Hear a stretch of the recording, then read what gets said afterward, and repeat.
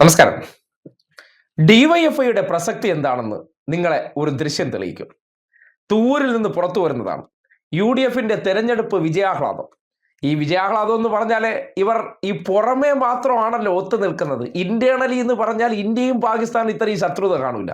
ആ നിലയ്ക്കാണ് തൂരിലുള്ള കോൺഗ്രസ്സുകാർ വിജയാഘോഷത്തിനിടയിൽ തമ്മിലടിച്ച് തല പൊട്ടിച്ചത്. ആ തമ്മിലടിച്ച് തല പൊട്ടിച്ചാലും രക്ഷിക്കാനായിട്ട് കോൺഗ്രസ്സുകാർക്ക് സമയമില്ല. അവിടെ ആര് മാത്രമേ ഉള്ളൂ? രക്ഷിക്കാനായിട്ടുള്ളതും ഡിവൈഎഫ്ഐക്കാർ.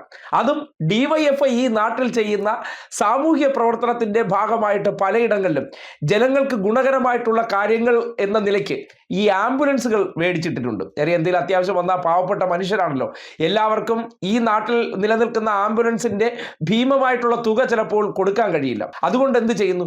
അവർ തന്നെ പിരിവെടുത്ത് നാട്ടുകാർക്ക് ചെറിയ കാശിന് ഓടാൻ തക്ക ആംബുലൻസുകൾ പലയിടങ്ങളിലും അവരുടെ ഓഫീസ് കേന്ദ്രീകരിച്ച് വാങ്ങിയിട്ടിട്ടുണ്ട്. അങ്ങനെ തൂരിലെ ഡിവൈഎഫ്ഐ സഖാക്കൾ മേടിച്ചിട്ട ആ ആംബുലൻസ് കൊണ്ട് കോൺഗ്രസ്സുകാരുടെയും ലീഗന്മാരുടെയും വരെ ജീവൻ രക്ഷിക്കാൻ കഴിഞ്ഞു എന്നതിന്റെ തെളിവാണ് ഈ ദൃശ്യം.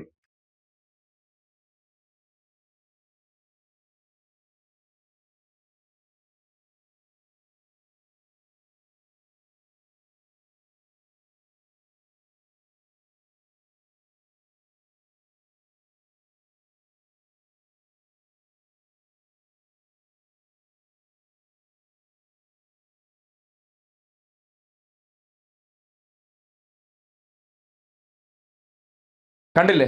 ഡിവൈഎഫ്ഐ എന്ന് വെണ്ടയ്ക്ക അക്ഷരത്തിൽ ആ ആംബുലൻസിന്റെ നെറ്റിയിൽ എഴുതി വെച്ചിട്ടുണ്ട്. ആ ആംബുലൻസ് കൊണ്ടാണ് ഒന്ന് രണ്ട് കോൺഗ്രസ്സുകാരുടെയും ലീഗന്മാരുടെയും എല്ലാം ജീവൻ തിരിച്ചു പിടിച്ചത്. കാരണം ഞങ്ങൾ UDF ഒക്കെ ആണെങ്കിലും ഞങ്ങൾ വിജയാഘോഷം എന്ന് പറഞ്ഞാൽ മറ്റവനിട്ട് 8ന്റെ പണി കൊടുക്കണം, അവന്റെ മണ്ടയടിച്ച് കീറണം, ഇതൊക്കെയാണ് നമ്മുടെ വിജയാഘോഷം. ആ രീതിയിലുള്ള വിജയാഘോഷം, അതായത് ജയിച്ചു കഴിഞ്ഞാലും അതിൻ്റെ ഇടയിൽ കൂടെ ഇട്ട് പണിയുന്ന അല്ലെങ്കിൽ പണി കൊടുക്കുന്ന ആ വിജയാഘോഷത്തിനിടയിൽ പോലും ഡിവൈഎഫ്ഐ ഇവർക്ക് വേണ്ട പൊതിച്ചോറ് എത്തിച്ചു കൊടുക്കണം, ഇവരെ ജീവൻ രക്ഷിക്കാൻ വേണ്ടിയുള്ള രക്തം കൊടുക്കണം.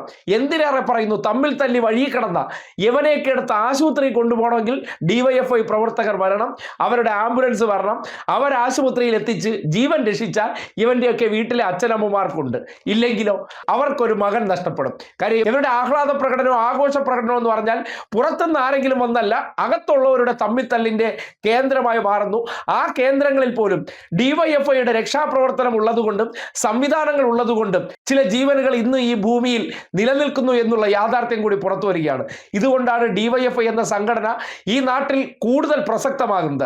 തമ്മിൽ തല്ലികളായിട്ടുള്ള അധികാരമോഹികളായിട്ടുള്ള ഏതെങ്കിലും തിരഞ്ഞെടുപ്പ് വന്നു കഴിഞ്ഞാൽ നാട് നീളെ തെരുവ് നീളെ തമ്മിലടിക്കുന്നവരെ വരെ രക്ഷപ്പെടുത്തുന്നതും ജയിച്ചു കഴിഞ്ഞാലും മറ്റവനിട്ട് പണി കൊടുക്കണമെന്ന രീതിയിലുള്ള വിജയാഹ്ലാദ പ്രകടനങ്ങൾക്കിടയിൽ ഇവർ തന്നെ തല്ലി വീഴ്ത്തുന്നവരുടെ ജീവൻ തിരികെ പിടിക്കുന്നതും ഡിവൈഎഫ്ഐ ആണെന്ന് തെളിയിക്കുന്നതാണ് ഈ ഒരൊറ്റ ദൃശ്യം. അതിലൂടെ ഈ നാട്ടിൽ ഡിവൈഎഫ്ഐ എന്ന സംഘടന ഉള്ളതുകൊണ്ടാണ് പല കോൺഗ്രസ്സുകാരും ലീഗന്മാരും ഇന്ന് ജീവനോടെ ഈ ഭൂമിയിൽ നിലനിൽക്കുന്നു എന്നതിന് കൂടി ഉദാഹരണമാണ് ആ ദൃശ്യമെന്ന് പറയേണ്ടി വരികയാണ്.